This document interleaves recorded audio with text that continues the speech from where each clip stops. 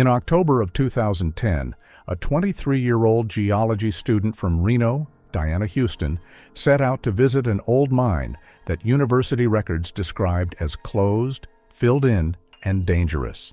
She parked her SUV on the side of a gravel road near the Coyote Ridge Trail, grabbed her backpack, helmet, and flashlight, checked her camera, and stepped into the shadow of the mountains.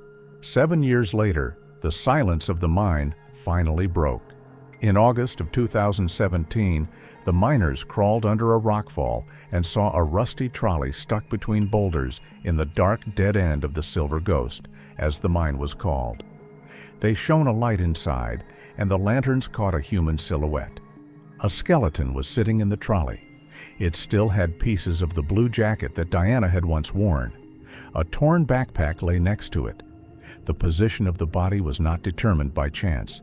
Her hands were folded in her lap. Her body was pressed against the back wall, as if someone had deliberately put her there and left her.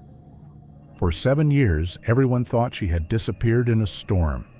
In fact, she was taken deep into the mine and left where no one was supposed to find her. On October 15, 2010, at 7 o'clock in the morning, in her cramped apartment in the old TNT neighborhood of Reno, Diana Houston was finishing up a meeting.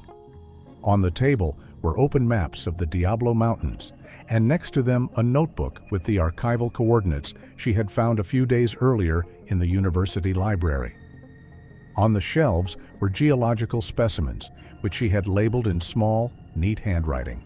The apartment looked as if its owner was going to return soon, not disappear from the radar for years. According to her friend, who spoke to her on the phone at about 8 o'clock in the morning, Diana was agitated but poised. She talked about the Silver Ghost mine as if it were something forgotten but important. She said that she had come across data in the archives that shouldn't have been there, and that she wanted to check everything out on site, take photos for her thesis, and perhaps confirm an old map of veins marked by someone's hand back in the 50s. Around 9 o'clock, she left Reno, heading south along the US 95. Her SUV was seen in the town of Fallon, and an hour later at a High Peak Outfitters roadside station, where she purchased a propane tank and a supply of batteries for a flashlight. The store owner later recalled that she spent several minutes carefully examining a map of the area near Walker Lake, asked about the condition of the dirt roads in the fall, and said she was going to the old workings. 11 o'clock, 20 minutes in the morning. A camera at the Hawthorne gas station in Hawthorne captured Diana asking a gas station attendant, "What's the best way to get to the Coyote Ridge Trail?" According to the employee, she was well equipped with a helmet, flashlight, carabiners, belay rope, camera, and a compact first aid kit. She looked professional, the testimony reads. Around noon, her car is seen for the last time. It is parked in a small dirt parking lot near the beginning of the Coyote Ridge Trail, which leads toward the abandoned Silver Ghost workings. A surveillance camera captured Diana taking a backpack out of the trunk, slung over her shoulders, and moving toward the mountains. This is the last footage of her alive. There are no further points of cell phone signal. There was almost no coverage in the area at the time. According to her friend, Diana was supposed to get in touch before sunset. When she didn't receive a call at 6 o'clock in the evening or later, her concern quickly turned into anxiety. At 9 o'clock, her friend texted her several times. The message was not delivered. A desert storm, unheard in the cities, hit the mountain slopes at about 10 o'clock in the evening. This was confirmed by a weather station near Walker. Gusts of wind, dust, and a sudden change in pressure could have made it difficult to return. But no trace of her struggling with the elements was ever found. On October 16th in the morning, a missing persons report was submitted to the Mineral County Sheriff's Office. By noon, rescuers were already searching the Diablo Mountains area. They found her SUV locked, with no signs of forced entry or struggle. Inside, they found a spare jacket, a bottle of water, and documents. Everything looked like the owner was going to return. The inspection of the Coyote Ridge Trail yielded nothing. The dust brought by the night storm covered almost all the tracks. The dog, according to the dog handler, picked up a faint scent half a mile from the parking lot, but then lost it in the mountain rapids. The search teams worked for 3 days. They climbed to the entrance of the Silver Ghost mine, but no one ventured further.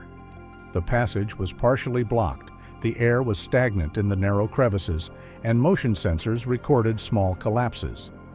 The rescuers only looked inside, illuminated the nearest meters of the adit, and recognized further progress as dangerous. The reports state, "The probability that Houston could have gone deeper is minimal." Everyone assumed that the storm had knocked her off the trail, or she had fallen into one of the ravines, of which there are dozens in the area. None of these versions will be confirmed. The slopes of the Diablo Mountains will remain silent for many years to come, until the answer to the question of where Diana ended up after she stepped into the shadow of the old mine emerges where no one dared to look. August of 2017 was one of the hottest in decades.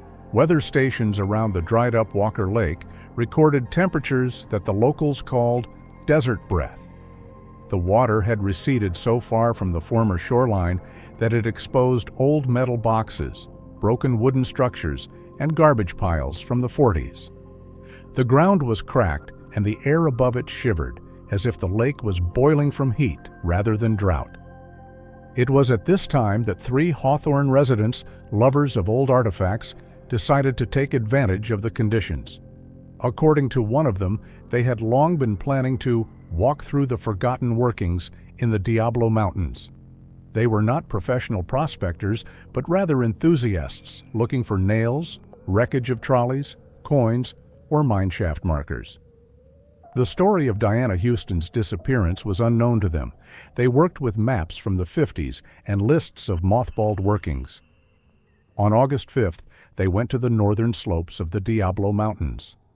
According to their testimony, they targeted a number of small adits, but one location in particular attracted attention: an old workings labeled Phantom, popularly known by the changed name Silver Ghost.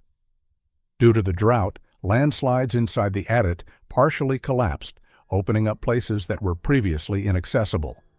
One of the miners noted that the gap between the stones has become wider than in previous years. Around 3 in the afternoon, they entered the mine. It was cool inside and the smell of stone dust was dull. The path was uneven and they had to use a climbing rope, as they described in their testimony to the sheriff. Their route led to a side corridor that for decades had been considered completely blocked. The drought had done a strange thing. The upper layer of rock had sagged, and the lower layer had opened a narrow but passable hole. According to one of the prospectors, he was the first to notice something irregularly shaped between the boulders. The lantern slid over the stone, but the beam hit metal, a flat, artificially made surface. When he leaned closer and shone the light into the depths, he saw the outline of an old trolley, wedged as if it had been deliberately driven into a dead end and left there many years ago. The second man crawled closer. He said that at first he thought he saw a crumpled tarpaulin or pieces of a work uniform, but after a moment it became clear that these were not clothes, but bones covered with shreds of blue cloth. The flashlight illuminated a skeleton seated almost flat in the trolley, with its body bent backwards. The blue jacket was held on his shoulders by torn strips. At the bottom of the trolley was a torn backpack, its straps eaten away by time. The men did not touch the remains. One of them immediately turned off the flashlight, the other began to back away. The protocols state all 3 left the adit immediately due to fear of a collapse and the nature of the find. They managed to get to the surface in about 20 minutes, after which they drove to Hawthorne and reported the incident to the Mineral County Sheriff's Office at 5:40 in the evening. The next morning, August 6th, mine safety specialists and a deputy sheriff returned to Silver Ghost. The area was remote, the road was broken, and they only reached the site by noon. The mine was fenced off with tape, and they began to descend into a side adit. The procedure took time. The upper layers of rock had to be fixed to avoid another collapse. At 12 o'clock 42 minutes, the expert saw the trolley with his own eyes for the first time. The remains inside were in a stable condition as far as the 7-year exposure to dry air allowed. The blue cloth, parts of shoes, and metal buckles of the backpack were recorded. The contents of the trolley were not moved. They were photographed and videoed for the record. The first assumptions disappeared when they found a fragment of a plastic tag on the flap of the backpack. It had erased but readable letters with an inscription that matched the markings of the equipment that Diana Houston's parents had given to the rescuers in 2010. Then the experts found a metal carbine with a crescent-shaped scratch, a detail that the girl's father described in a statement as a favorite, recognizable one. By the evening, the victim was tentatively identified. Official confirmation through dental records was to be provided later, but there was little doubt. The 23-year-old student who disappeared 7 years ago after entering the mine was sitting in the trolley. All the materials were immediately transferred to the sheriff's department.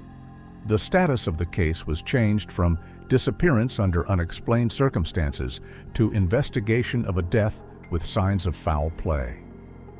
The conclusion was obvious. Diana did not get lost or fall under the cave-in by accident.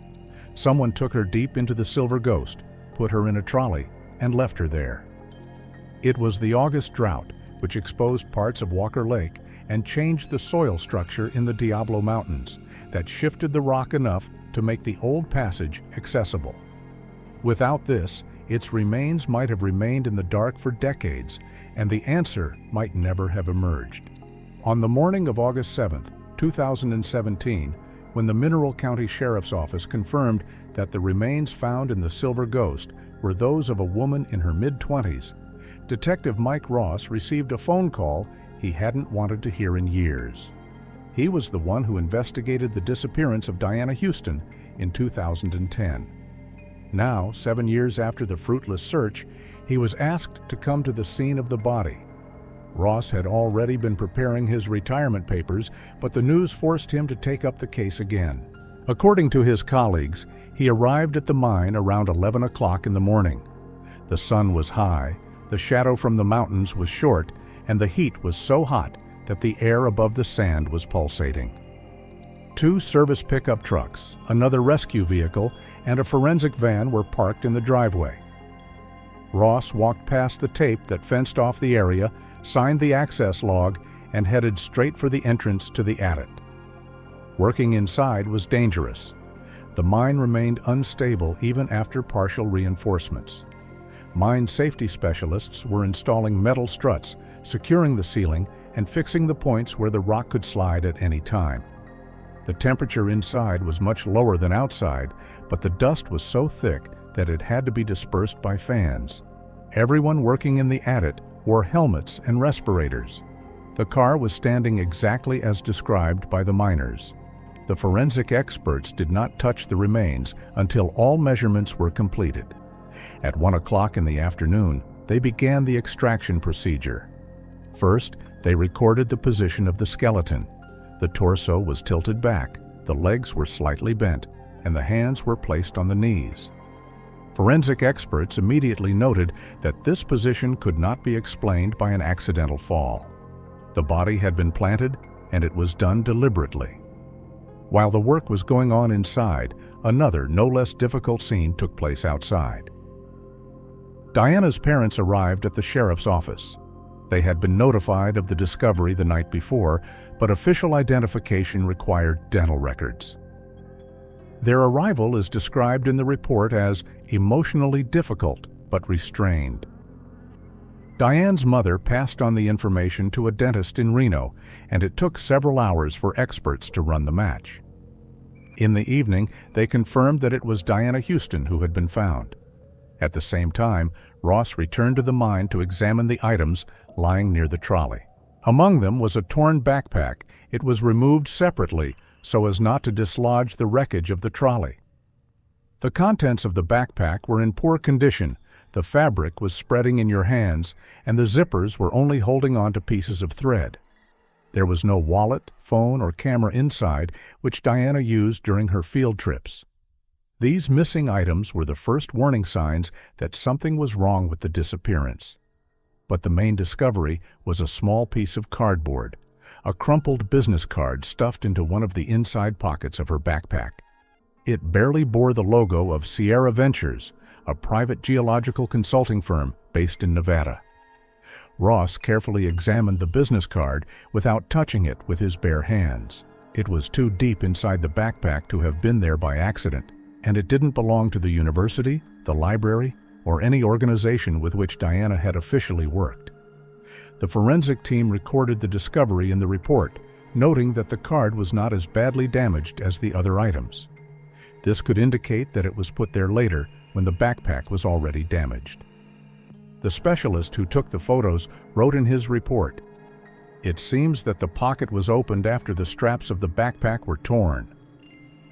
In the evening of the same day, an additional phase of examination of the trolley began. Its metal edges had scratches inconsistent with natural shear. One of the experts described them as traces of a heavy object being moved by human force. The trolley had not been touched since the mine closed in the mid-50s, making the scratches even stranger.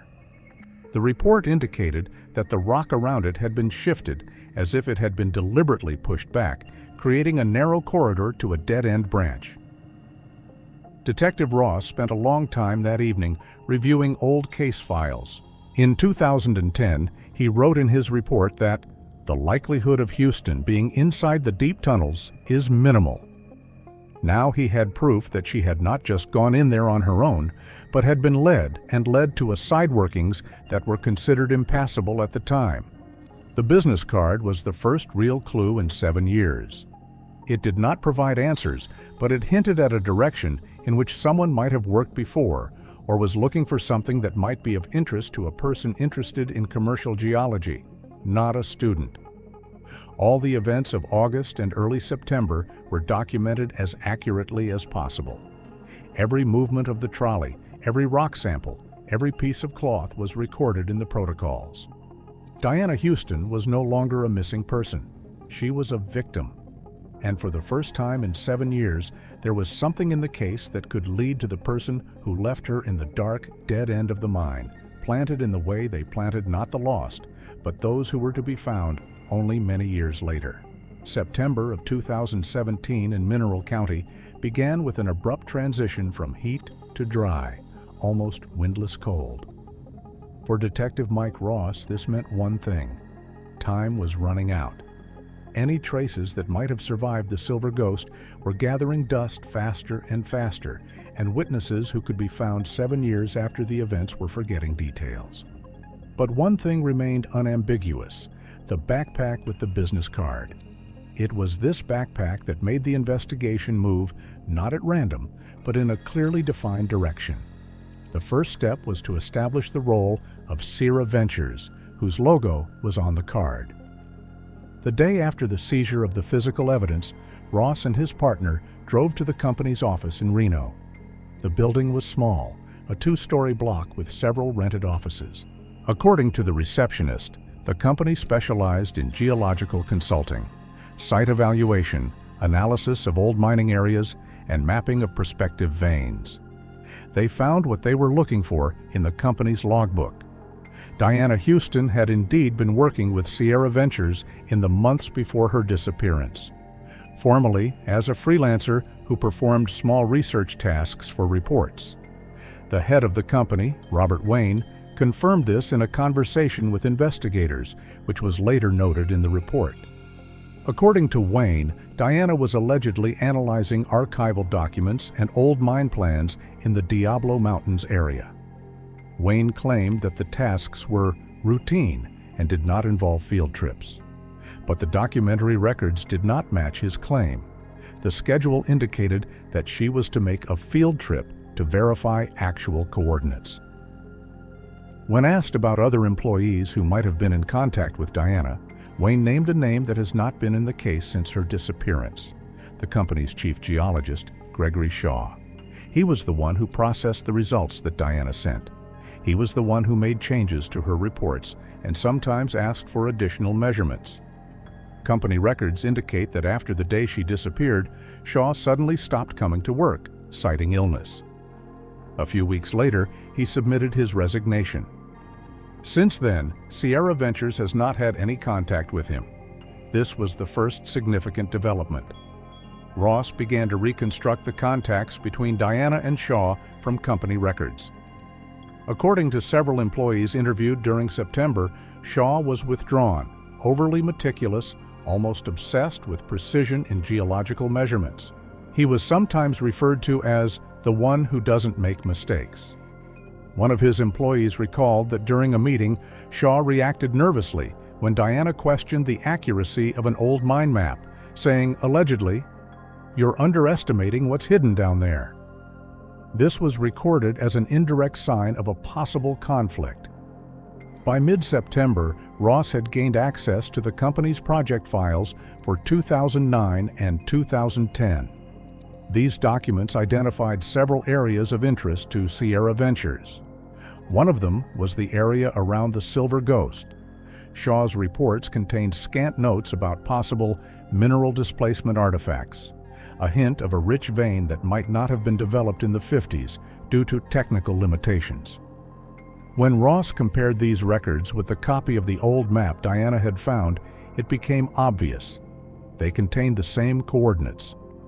Diana could have found something that confirmed Shaw's hypotheses, and this something could be of considerable value.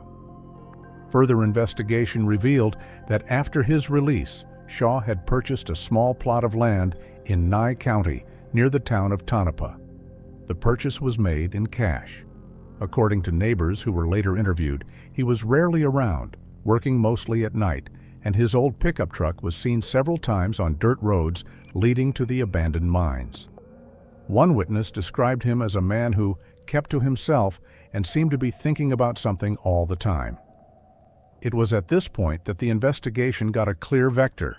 The business card was no longer a random item in Diana's backpack.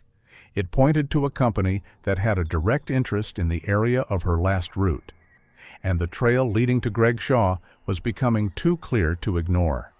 The detectives began issuing requests for additional data on Shaw's activities in 2010, his movements, trips, and contacts. At the time, they did not know that among these documents would appear details that would increase suspicion to the level of official status of a person who might be involved in the crime. But that early September period was enough to establish that there was not just a possible motive, but a person who knew more about the mine than anyone else. Late September in Nevada did not bring relief, but a different form of silence, cool, dry, with long streaks of dust over the desert roads. This was the road that Detective Mike Ross and his partner were traveling on as they headed to Tonopah. Their goal was simple, but at the same time, burdensome. To see for the first time in 7 years the man whose name suddenly held the key to a case they had long considered hopeless. Greg Shaw's house stood on the outskirts of town, on the border between asphalt streets and desert creosote bushes. It was an old ranch that had been purchased for cash. The facade was cracked, the paint peeling, and the remains of metal bars and an old generator lay in the yard. There were no signs of maintenance. According to neighbors who were later questioned, Shaw didn't fit in with the neighborhood, hardly talked to anyone, and came home mostly at night. Detectives approached the house at noon. It was so hot that even the shadow of the barn seemed hot. The knock on the door was not answered immediately. According to partner Ross, Shaw opened the door without surprise, like he was expecting someone. He looked exhausted but calm, wearing a simple shirt with traces of soil and dust on the sleeves. In his subsequent testimony, Ross noted that Shaw spoke with restraint, almost evenly. He confirmed that he knew Diana and called her talented but careless. According to him, she could have gone too far into an old mine and died in a cave-in. He categorically denied any involvement in her disappearance. He explained his sudden absence from work after that date as burnout and poor health. But it was during this conversation that Shaw made a mistake. Talking about the last days when he saw Diana in the office, he said that the blue jacket stood out well against the mine dust. This phrase was recorded in the detective's notes. There was no mention of the blue jacket in public reports. In 2010, all press reports contained only the phrase, bright jacket. The color was not specified. This was the first really dangerous slip. Ross did not interrupt the conversation, but made a note in the minutes. Knows a detail that has not been made public. For the investigation, this meant only one thing. Shaw either saw the body or was at the site long before the rescuers got there. After the interview, the detectives conducted a preliminary exterior inspection of the ranch. The ground around the area was dry, but in several places under a net of creosote bushes, they noticed tire tracks. Shallow tire patterns that did not match the wear on Shaw's pickup truck. This was noted in the report as a possible movement of other vehicles. But the most important discovery was an object at the very edge of the site. According to his partner, he noticed a dark depression partially covered by old boards. When the detectives got closer, it became clear that it was not just a hole or a dried-up tank. Under the boards was the entrance to a horizontal adit. It was small, shallow, but clearly one that had been used recently. There were clear shoe marks in the dust inside, and fresh scratches from a metal object were visible on the stone arch at the entrance. The documents later noted, probably a private workmanship or cache. Shaw, when asked, claimed that he was unaware of its existence and that it must have been left by the previous owner. When asked if he was the previous owner, he responded with a short silence. All of this did not provide direct evidence, but together it did not look like a set of coincidences. The man who had worked with Diana had disappeared from sight immediately after her death. He knew a detail that no one else could know without access to the body. He lived in a remote ranch with his own adit, which was not listed in any registers. And he behaved as if any conversation for him was an opportunity not to answer, but to wait it out. Upon returning to the department, the detectives issued a report requesting a search warrant for the house, barn, and surrounding area. The document stated that the reason was the identified contradictions in the testimony of Citizen Shaw and the presence of an unknown mine on his private land. In legal practice, this was enough to start the next stage, the search for material evidence that could confirm or remove suspicions. In the desert near Tonopah, it became apparent that the shadow stretching from Greg Shaw was much longer than it seemed in the first days after the body was identified. And now this shadow lay not only on his past, but also on a place where every stone could hide part of the answer. The search warrant for Greg Shaw's ranch arrived at the sheriff's office in the last days of September 2017. The wording was dry, but the meaning was unambiguous. There is reason to believe that there is evidence related to the death of Diana Houston. The operation was carried out early in the morning when the temperature in the desert had not yet risen to a sweltering heat.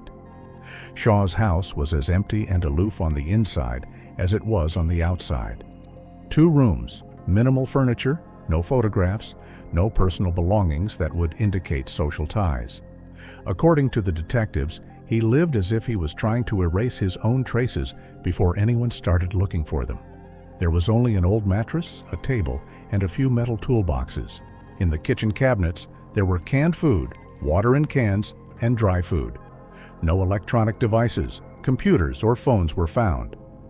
The real part of the search began in the shed, which stood apart from the house. Inside it smelled of dust, oil, and something mineral and pungent. When the detectives turned on portable flashlights, they could see shelves along the walls. They were filled with boxes, bags of rock, containers with labels. On the shelves were old maps of the Nevada mountains, neatly rolled up and tied with cord. Next to them are notebooks with calculations of structural stresses in rocks, tables of minerals, and drawings that look like copies of archival plans of old workings. According to one of the experts who conducted the cataloging, the shed resembled the laboratory of a person who works in isolation but wants complete control over the information. Everything was sorted by year, rock type, and area, as if Shaw were creating his own archive of geological history. In the far corner of the shed, under a pile of old paintings, they found the things that caused the detectives' first real reaction. It was an old, worn laptop with scratched stickers on the lid. It was exactly the same as the one that was listed in Diana Houston's belongings at the time of her disappearance. Later, experts confirmed the serial number. It was a match. The laptop did not start up on the screen, but that was enough. The item belonged to Diana. However, the most important thing was not there. In a metal box, locked with a small combination lock, they found Shaw's personal diary. From the outside, it looked like an old field notebook, but inside it contained a mixture of technical notes, diagrams, and text written in nervous, sharp handwriting. The first pages are boring working notes. But closer to the middle, there were notes dated October 2010.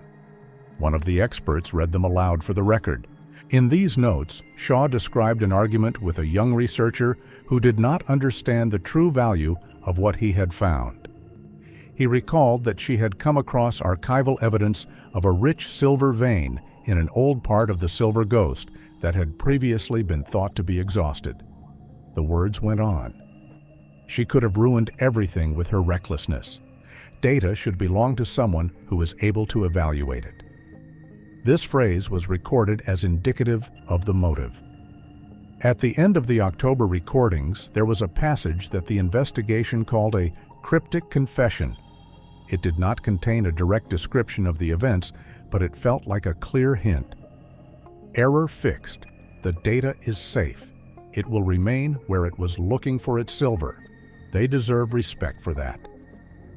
There were no specifics in these words, but the context was such that there was almost no need for decryption. At the same time, another group of detectives was examining the adit on the ranch. What they found was another piece of evidence. Behind the wooden boards, they found a hermetically sealed safe, hidden as if the owner expected no one to get to it. Inside were folders with geological reports, the very ones Diana had been creating before her disappearance. Separately, there were her photographs from field trips, drawings of the rock structure, and samples of ore of extremely high quality. One of the scraps of paper had an inscription in her handwriting, a sketch of a mineral lens that she had apparently found before entering the mine. These materials could not have ended up in the safe by accident. It was a collection put in order and hidden away as a trophy. It did not belong to Diana, but to a person who considered himself the sole owner of the information he had found. At this point, there was no doubt. The victim's laptop, her documents, geological data, and Shaw's diary entries all formed a single, logically connected line. After completing the search, detectives handed over the materials to the district attorney. Greg Shaw was arrested right in the yard of his ranch. He did not resist and did not ask for reasons. According to eyewitnesses, he only looked toward the desert, as if trying to guess whether the investigators would come to everything he had been hiding for 7 years. October 2017 began for the Mineral County Sheriff's Office in depressing silence. Greg Shaw was in custody, but there were still no real answers. After his arrest, he refused a lawyer, saying he could speak for himself, but he never spoke. According to the testimony of the staff on duty in the pretrial detention center, Shaw barely responded to questions and reduced conversations to short phrases that did not explain anything. His silence turned the investigation into a maze without arrows. At first glance, it seemed that the motive for the crime was obvious. Diana had found geological data that he wanted to appropriate. But Detective Mike Ross couldn't get used to the way the scene in the mine looked. Putting a body in a trolley is not the action of a person who kills to save information.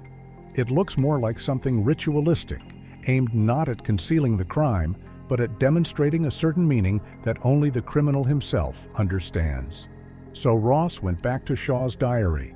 He read the pages carefully, focusing on the words about respect for place and silver that cannot be given to those who do not value it. It was no longer about money. The manuscripts contained too many references to the mine itself, its history, and the people who stayed there. This led the detective to turn to the Nevada State Archives. For several days, he looked through old cases of accidents in mining areas. And it was in the newspapers of the 70s that he came across a small article with a tragic description of the collapse in the Silver Ghost mine. The article reported the death of a small team of miners. Arthur Shaw was among the names mentioned. A request to the county archives revealed more. The accident report stated that the cave-in was so deep that the rescue operation was deemed futile. The bodies of the victims remained inside the adit. They were not lifted because access was dangerous and unstable. Arthur Shaw's name was on the list of those officially declared buried alive in the bowels of the Diablo Mountains. Ross compared the dates. Arthur was Greg Shaw's grandfather. The boy was a teenager at the time. According to one of his relatives who was found, Greg always thought that his grandfather's death was an injustice, that he was left where no one could take him. The witness also recalled that Greg often said as a child, "Grandpa is still there. You have to keep order in the mine." These words became a bridge to understanding what seemed senseless. In his writings, Shaw repeatedly used phrases related not to work, but to memory. Return to the place. Respect. Proper completion. The most important was the passage at the end of his diary, where he wrote about the power of a place that does not tolerate strangers. This passage was not a technical note. It was emotional and disturbing. It was as much romanticism as a traumatized consciousness can produce. Ross tried for a long time to understand the logic of the crime until he put it all together. If Greg Shaw perceived the mine as a place where his own were, and the new researchers as a threat or an offense, then the motive took on a completely different color. Diana was not a rival in search of a silver mine. She was an intruder in the space that Shaw considered to be a kind of grave of his grandfather. Putting her body in the trolley was a gesture that did not fit into rational criminal behavior. But it was not rational either. In mining areas, the trolley was sometimes used as a temporary coffin when evacuating bodies. If Shaw was obsessed with the idea of properly returning offenders to where he believed they belonged, then Diana's being put in the trolley could be a sinister imitation of this tradition. When Ross checked the final entries in the diary, everything became clear. Shaw didn't write about money. He didn't write about competition. He wrote about those who stayed and those who shouldn't be there. It was a mental world where the mine was not an object, but a sacred space. And those who entered without the right had to be left in its depths. In the detective's report, this conclusion is formulated in a restrained manner. The motive has signs of psychological obsession with the place, probably a family tragedy. And only between the lines was it clear that the Diana Houston case revealed not only a crime, but also the life of a man who had spent years building a world in his mind where victims turned into troublemakers and old workings into places he considered untouchable. The summer of 2018 was hot, but the Nye County courtroom remained cool and filled with that special tension that arises when human boundaries are not the subject of the law, but of human limits. Gregory Shaw sat at the defendant's table motionless, with the same blank look that had been seen in his eyes during his arrest.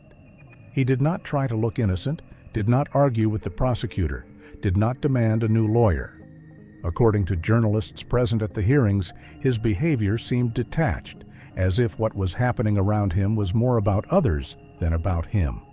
A psychological examination found that he had a number of disorders formed by years of isolation and obsessive fixation on the family tragedy. But the main conclusion was categorical. Greg Shaw was aware of his actions at the time of the murder. He was sane. His diary became one of the most compelling pieces of evidence, not because of direct confessions, but because of the structure of his thinking, which clearly showed that the crime was committed consciously, with a deliberate motive. The prosecutor presented the court with a body of evidence: Diana's laptop found in Shaw's barn, rock samples and drawings she made, reports he had hidden, and the last, most important detail, an entry in his diary from October 2010, where he wrote that he had corrected a mistake. According to the prosecutor, this phrase showed not only the intention to conceal information, but also that for Shaw, the victim was not a person, but an element of his sick idea of order in the mind. At the final hearing, the judge read the verdict in a calm, even voice. Shaw was sentenced to life in prison without the possibility of parole. There was no reaction on the convict's face. According to one of the guards, he looked up only once, when he heard the name of the Silver Ghost Mine. At that moment, he seemed to return for a moment to the inner world he had built in his mind during the years of isolation. For Diana's parents, something else was important at this stage. In July of 2018, they were finally able to bury her remains in a cemetery in Reno. In an official statement, the family noted that the truth is not a relief, but a closure. The burial was attended by Diana's friends, several of her colleagues from the university, and people who helped with the search in the early years. According to those present, the ceremony was quiet, with no speeches. Her mother held a photo of Diana, and her father placed a small rock sample on the grave, a symbol that she had lived her life looking for answers in the stone. After the verdict, the case was officially closed. It was labeled as solved in the documents. But for Detective Mike Ross, its ending sounded different. When he last flipped through the case files from the first reports of the disappearance to the examinations from Shaw's attic, he had the feeling that they were not looking for a man, but for his shadow. Gregory Shaw created his own world out of the mine, where strangers were a threat, and death was a way to protect his fictional sanctity. In the last lines of his report, Ross wrote that the most dangerous places are not the mines or the mountains. They are the points in the mind where reality ceases to be a boundary. The Silver Ghost Mine remained on the same spur of the Diablo Mountains where Diana Houston had once entered. It stood in silence, as it had for many years before, with the black chasm of the entrance, the hard mineral air, and the cold of the underground galleries. The mountains seemed indifferent to human stories, but their silence held everything. The gold rush of the 50s, the dead miners, Greg Shaw's obsession, and the last journey of a young researcher who just wanted to find answers. The case was closed, but the shadows that lived inside these rocks did not disappear. They remained where they had always been, deep underground, in places where people rarely go and do not always come out.